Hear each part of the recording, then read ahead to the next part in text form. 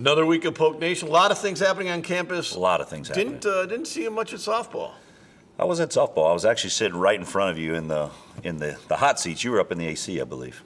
No, we don't have AC in my little section, but it wasn't bad. It was not bad at all. Actually, Friday it was, or Saturday. Oh, it was beautiful. Saturday was beautiful perfect. weather for some baseball and softball. Yeah. So okay, you're going to host 2 events this week. Yep. 2 big ones. Yeah. Let's start with baseball. Baseball has a chance to get into the tournament. Yep. They have to win probably 2. Yeah, they got to probably win 2, which last week, took 2 out of 3 from Yeah. Stephen F. That was a big series for them to find a way to win there, and actually saw the offense really take off, Yeah. which was really good to see. The power yesterday, 5 home runs. 5 home runs, yeah. And so it's great to see that they're maybe starting to click right here at the end and can get it going.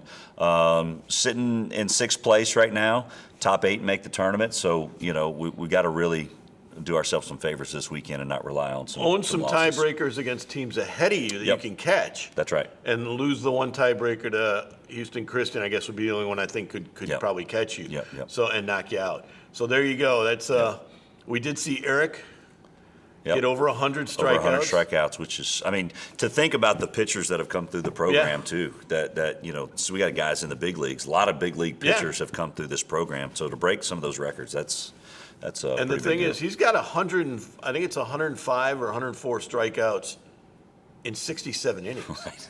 If he had been a starter the whole, because Yeah. he closed, Yep. so you only Yeah. get 2 innings. That's right. That's a guy. He punched out 9 the other Yep. day. Yep. He's gonna get paid next year. Yeah, big, powerful arm. We're glad to have him and glad that he's a Cowboy, and he's got a bright future ahead of him for sure.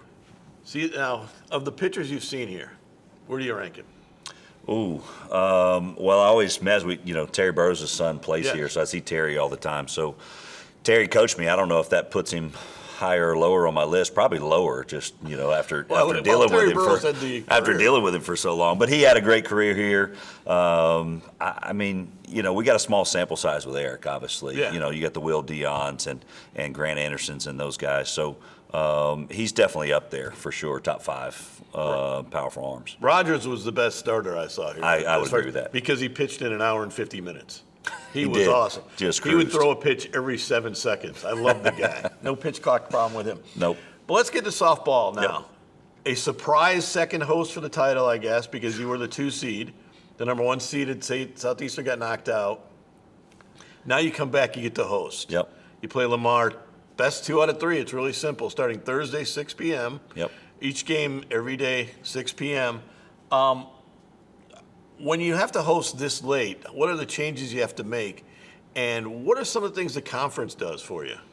So they split up. Again, we do the 2 pods. So they send half the conference staff to Hammond last weekend. They send half the conference staff to Lake Charles. They're there doing a lot of the behind the scenes and making sure officials are ready for gameplay. The teams are accommodated for.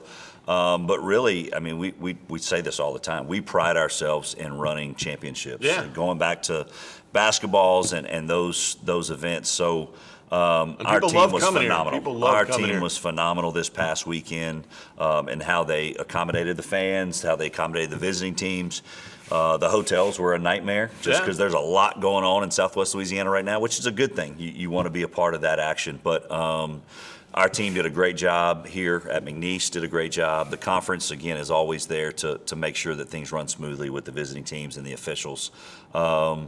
But then moving into this weekend, we just rinse and repeat and do it all over again. We're ready to host a championship. I think we talked last week on the show. We don't know how the heck we end up hosting the first weekend. And then now here we are hosting the second weekend. I told somebody the other day, it's Landreneau's Mamu magic, I guess, because he has found a way to just host and, again, get his team playing good softball when it matters. And I've never seen a team that loves drama. Oh, my gosh. 3 straight games, they have a big lead, and it comes down to 1 pitch, tying run on base or winning run on base, and they are able to get that big out. Yep, that's I guess a blessing and a curse that they're able to make the play when it matters. They found a way to do it this weekend in both games with Nichols. But man, it sure would be fun to have an easy one every now and then. It would be, and you think you're going to have one, and then give Nichols a lot of credit. Oh, man. I think that's the fact that Lamar at the 5th seed wins at Southeastern. Yep. Nichols plays tough and actually won 3 out of 5 from you this year. Yep. Shows maybe this league does deserve 2. I mean, somebody asked me that yesterday. Does Southeastern still deserve a chance? It's hard for me to say they don't. I mean, look at this league in softball has never had more Power 4 wins than any other year. Never. I mean, so if you're not going to get it this year with a 45-win team, then we might not. And they're 32 in RPI. That's right. That's and right. You're in the top 50. Yep. So it's a different league. It's a different league, and it's also fun to see, and you give credit. You go all the way back to the Mike Smiths and some of those coaches that have really stepped this league up and advanced it. Yes. And man, it's cool to see that there's really high level softball play. I mean, you look at the top 10 play that was made by the Southeastern center fielder that made it on SportsCenter. Yeah. We equally had a couple in our game, plays that Chance made at shortstop that were really good plays. I mean, we're playing high level softball in this league. You made 2 plays with runners on base in the 7th inning of games that would have cost you the game. Yeah. I mean, those are championship plays. Yep. When we come back on Poke Nation, John Lemke will be with us. We'll talk about 5 for 5, his experiences at McNeese, and what the heck? What's the NCAA doing? We have no idea. You love the NCAA. We have no idea, and we just keep moving forward. The needle keeps moving. It but we just changes keep every moving year. Forward. That's right. After this on Poke Nation. Well, it's game day at the Legacy Center, and the McNeese Cowboys are warmed up and ready to play. Cowboys have a new player this year, number 22, Katie Ferdinandson. This girl loves basketball and McNeese so much she can't wait to get out on the floor. And we're off. Shoemate tips the Brewer, and there goes Katie.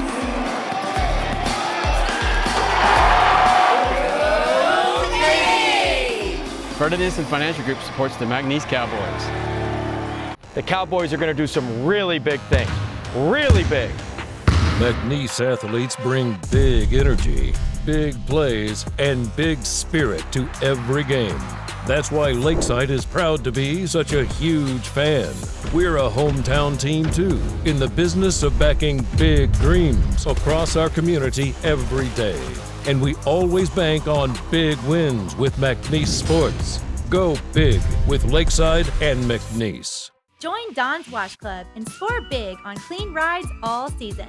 Unlock discounts on washes, interior cleanings, oil changes, and more. Whether you're tailgating or heading home after the game, keep your ride looking like a pro. Not ready to commit? No worries. Scan the QR code on screen to see what we're all about. Enjoy your ride with Don's on McNeese, Ryan, and Nelson.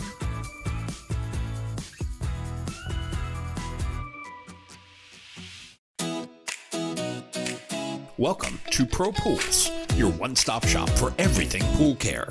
Top quality chemicals to keep your water clean, clear, and balanced. Plus in-store savings and rebates to keep more money in your pocket. Upgrade your cleaning with industry-leading equipment and turn your backyard into the perfect escape.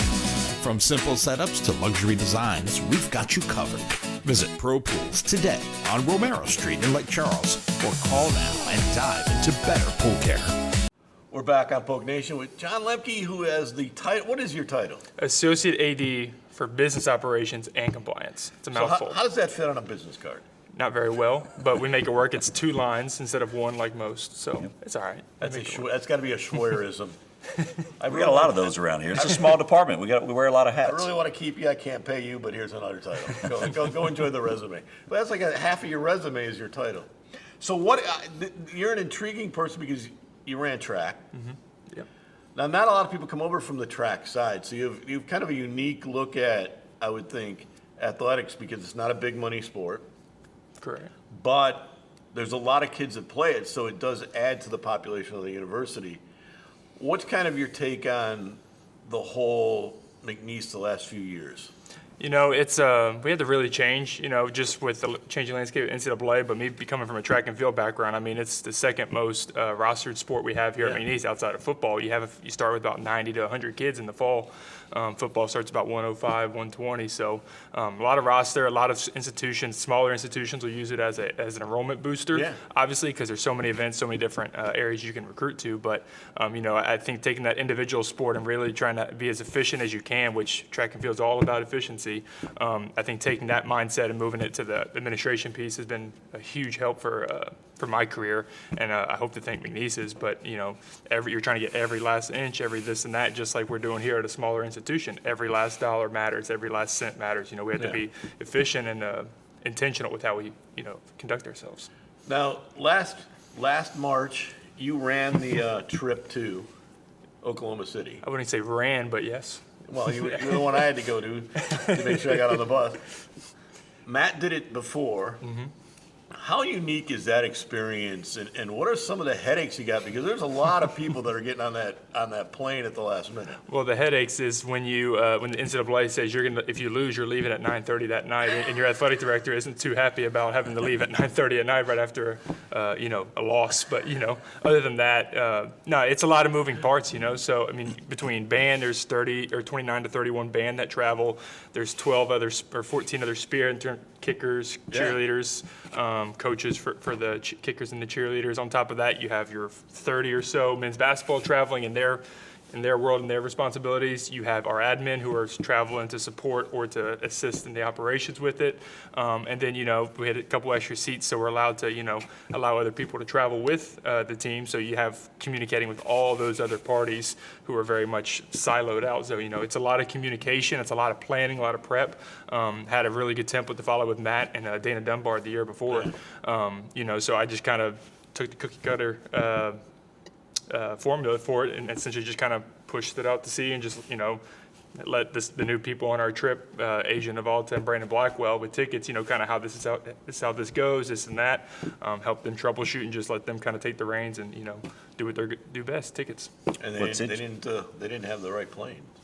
Well, that's right. That's all. We don't need to talk about the right plane. But what's interesting is people, they think of March Madness and they think of the upset wins and all that. It's madness on the teams' ends because there's 64 teams in the men's bracket, 64 teams in the women's bracket, and they're all flying all over the country in a matter of about 72 hours. And so after selection show happens that night, you start crunching, trying to figure out who's going where, what buses. You're waiting for them to reach out and say, hey, here's your plane. This is what time you're leaving. The guidelines actually say they don't have to let you know until 6 hours before your departure time. So it's a whole lot of sit around and wait, and there's a lot of uneasy people that just are anxious about the trip. And keeping all those people at bay is probably the most madness thing about it. And I guess the other thing is not only the travel, but the fact that you only have a day and a half to plan this. Mm-hmm. Yep. And there's going to be 76 teams next time. There's going to be more teams playing on that Tuesday. Mm-hmm. That would be a rush that I don't think I want to be a part of. So I want to get to your job as compliance. Okay. I want you to tell me how you figure out compliance in today's world and how hard it is to find out how much eligibility do these kids have. Yeah. It's definitely a moving target day to day, but I think that's the biggest cause of concern I have when I'm addressing kids or having communications about kids' eligibility is I can't provide them a straightforward answer necessarily a lot of the time because, maybe they're exhausting their eligibility. Do I get my JUCO year, which there's no JUCO year anymore. The 5-in-5 has kind of come up recently, things like that. We still have kids extending based on the COVID extension. I think we're kind of through the last little bit of it. There might be very minute amount of kids in the cohort, so to speak. But Javon Garcia is another example. He was a COVID kid, and we're just now, moving on from that because he had another reason for an extension. So, it's tough. It's challenging. It stinks that we can't provide the answers to all the student athletes' questions and what they've got. But it's a lot of tracking, a lot of monitoring. Following a lot of lawsuit cases, really, it's kind of what it's come to is, okay, what happened in court today regarding eligibility. So, but the NCAA is looking at completely redoing eligibility and model and making it more age-based. We'll talk about that next in the next segment. Yeah, I was going to ask, your communication with student athletes, you just mentioned trying to guide them and direct them on what's best for them. What is it like to be a former student athlete and now be on the administrative side at your alma mater, and how you can now pour back into the student athletes that you once were? Yeah, I mean, McNeese changed my life, simply put. You know, I had an opportunity to run track and field here.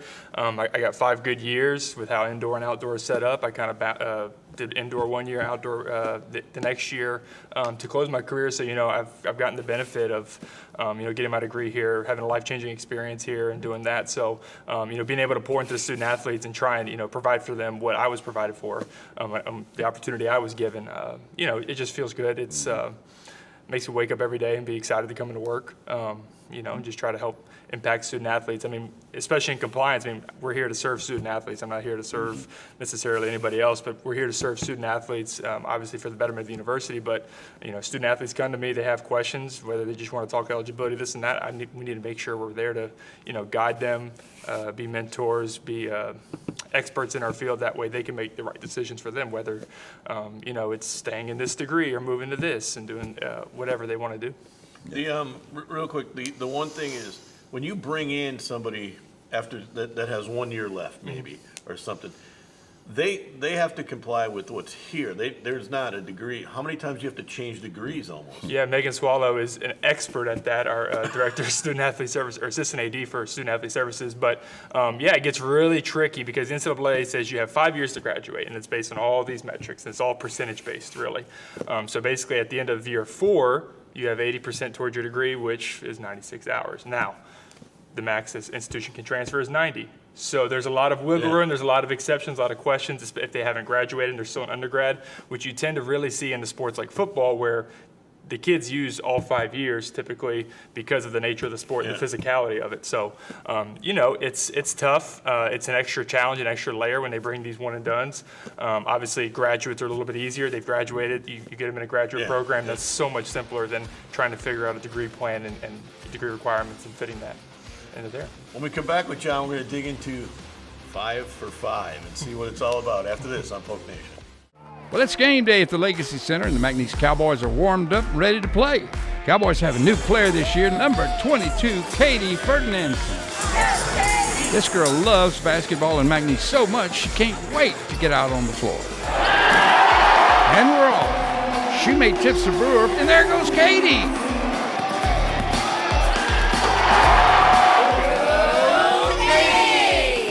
Ferdinandson Financial Group supports the McNeese Cowboys.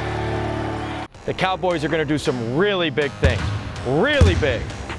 McNeese athletes bring big energy, big plays, and big spirit to every game. That's why Lakeside is proud to be such a huge fan. We're a hometown team too, in the business of backing big dreams across our community every day. And we always bank on big wins with McNeese Sports. Go big with Lakeside and McNeese. Join Don's Wash Club and score big on clean rides all season. Unlock discounts on washes, interior cleanings, oil changes, and more. Whether you're tailgating or heading home after the game, keep your ride looking like a pro. Not ready to commit? No worries. Scan the QR code on screen to see what we're all about. Enjoy your ride with Don's on McNeese, Ryan, and Nelson.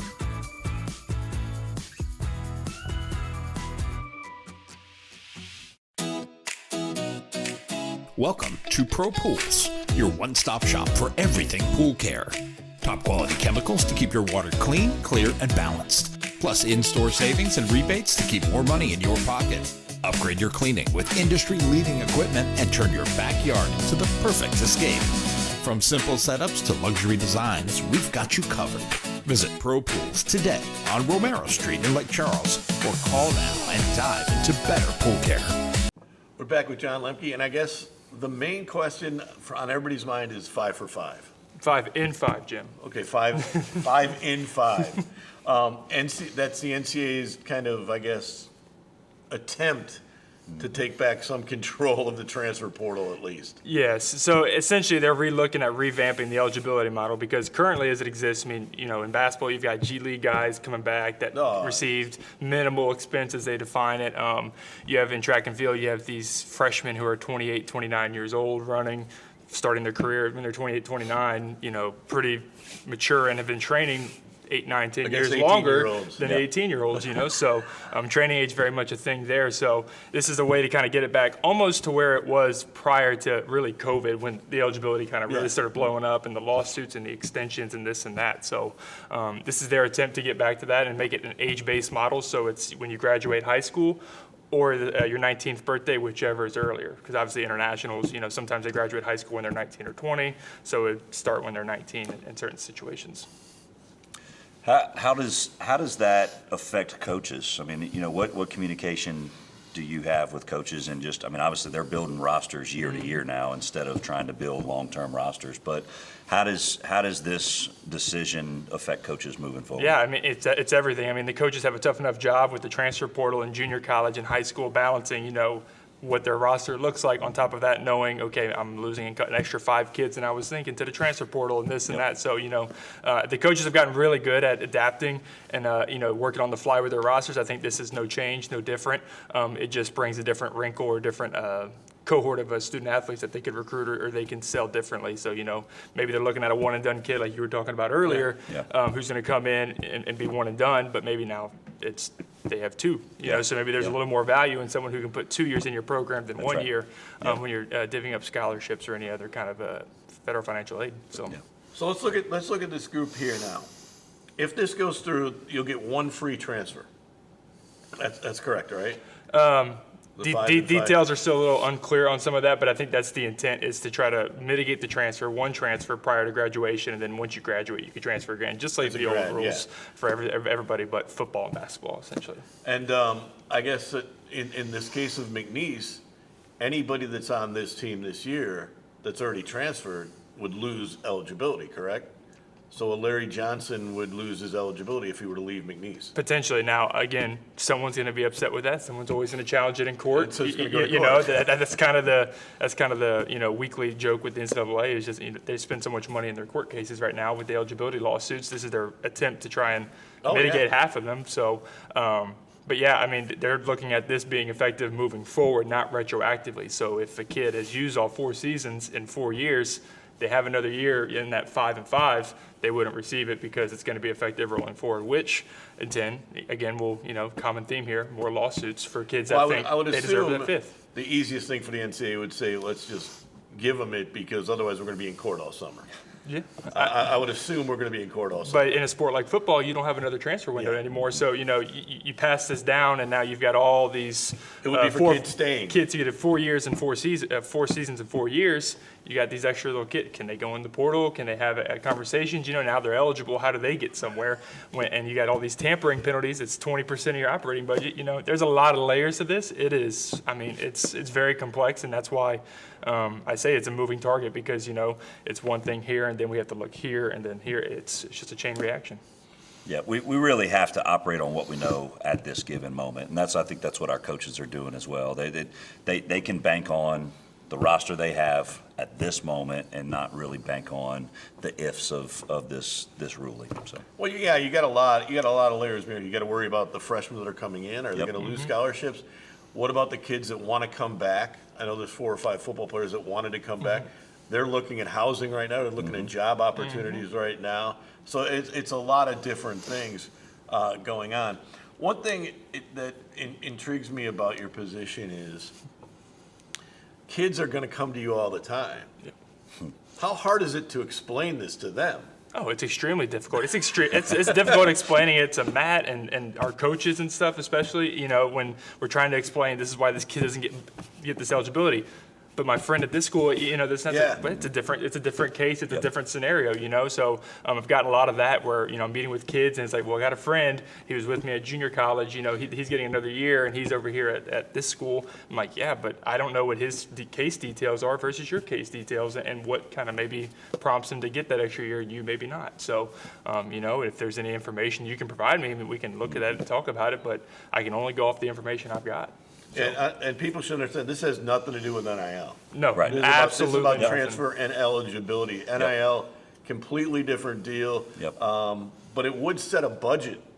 I mean, essentially, you'd have a little better chance setting a budget. Absolutely. I mean, it would definitely give you some structure to your rosters and being able to plan moving forward. And or at least to your point, come back. Correct. Like, well, okay, he's already taken his transfer, so at least I can bank on him for the next 2 or 3 years. Yeah. And, that would be big for us, especially again smaller budgets, smaller schools. Well, smaller schools. It would help. definitely Mid-majors, help it would us budget for the future. But you guys are no longer just a small school, man. You're We're not. now No, a we're mid-major. not. You're We're a not. mid-major national power talk. So, That's right. We're a big little school. Big little, good way to put it. Big little school. John Lemke runs the compliance for Big Little School. I thank you for your time, John. When we come back, we'll get Matt's final thoughts after this. The Cowboys are going to do some really big things. Really big. McNeese athletes bring big energy, big plays, and big spirit to every game. That's why Lakeside is proud to be such a huge fan. We're a hometown team too, in the business of backing big dreams across our community every day. And we always bank on big wins with McNeese Sports. Go big with Lakeside and McNeese. We're back on Poke Nation. I don't know how much he actually explained that made sense to people because I don't think there's any sense in any of that yet. Anyway, There's no hopefully sense to we'll it. know by midsummer. Hopefully we'll know by midsummer. It's interesting.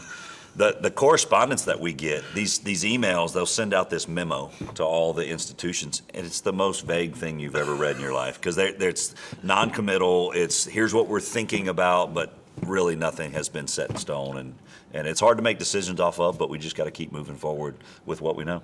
The predecessor in that chair, I want to give you credit for it. You've been to softball, you've been to baseball. The guy in the chair before, I didn't think he knew where that part of campus was. Just so you know, it was basketball and football, and really that's it. But Well, I appreciate it. I'm a baseball guy, baseball, softball, so I love it. when you see your spring sports, especially this year it's softball, but make runs like this, what does it kind of say? Because it ends the year on such a high, but also takes you into the summer of selling.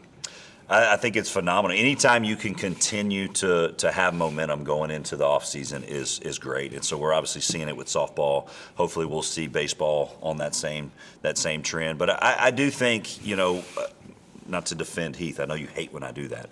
But, He gets enough defense. But once you get to the end of this calendar, or what would be our year, after Gatsby, I mean, leading up to Gatsby, it's a lot. I mean, the amount of events that are going on, the amount of time that it takes once basketball season's over and you roll into NIL parties and Gatsby and all the things, it adds up, and it's a lot for administration here. So he handled it the best he could, and if he got a Sunday to not show up to a game. He was probably doing a podcast in Baton Rouge. He was probably doing a podcast. So he's doing somebody's podcast in somebody's basement in Baton he Rouge. he earned a little time off. Okay, so when you host this thing, now I want to ask you about your other job, which is the selling of sponsorships and that. Where are we on next year's football uniforms, basketball uniforms, sports on, stuff on? We see it on the court here. Mm-hmm. Have they given you what you can and can't put on jerseys yet? They have, yes. It's a part of the NCAA manual. Anybody could probably go look it up. But you're allowed 2 sponsorships. I don't know if I've actually seen a team announce a second one yet. We've kind of been waiting to see if that's going to happen. We have Navarre is locked in. This will be a part of his deal. So we'll have Navarre on our uniforms. The second one, again, I think a lot of teams are kind of waiting and see. I mean, if you think about, we just had this conversation last week. What do you value it at? Yeah. Like, what's the value of that patch? We don't know yet because there's no market for it just yet. So I think there's some schools, and we've got some feelers out, and we may look at doing a second one before the school year starts. But there might be a little value in just waiting and seeing what the market looks like going into the offseason next year. Well, this is where the big difference of getting those national games kind of ups the value of McNeese, because you were on 3 last year. I mean, you can sell that as these are the opportunities to have. Absolutely. Still waiting for Chico's bail bonds. Lord have mercy. I mean, I do think the national games are big for that brand recognition. I think we've seen it here, all the outside events that increases the value of our hard signage. We're looking at ways that the jersey patch could maybe increase the value there as well. Yeah, and it's also got to be somewhat in the uniform scheme too. Correct. So, you can't make it stand out to where it is, if you look at some of the NBA stuff, I'm not sure I'm crazy about some of it. No, I would agree. When we come back next week, we'll know about softball. Are they going to the NCAA tournament? Yep. And if so, where? After that, so we'll see you next week on Poke Nation.